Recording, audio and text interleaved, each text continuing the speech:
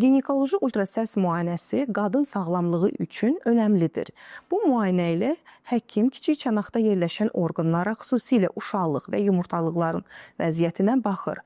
Müayinə tam ağrısız və zərərsizdir. Kimlər bu müayinədən keçməlidir?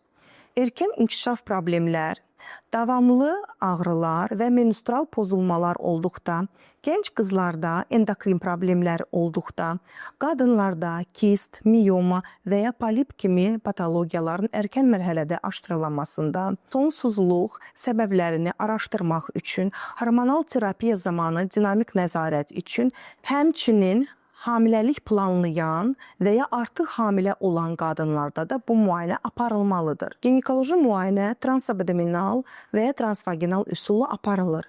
Əksər hallarda menstrual siklin 5-ci günündən 10-cu gününə qədər aparıla bilər. Bu zaman endometriumun ən incə vaxtıdır və çətin vizualizə olan patologiyalar daha aydın izlənilir. Buna baxmayaraq, lazım olduqda menstrual siklin istənilən günündə xanımlar bu müayinədən keçə bilər. Əziz xanımlar, unutmayın ki, vaxtında aparılan müayinə və erkən diaqnoz sizin sağlam gələcəyin açarıdır.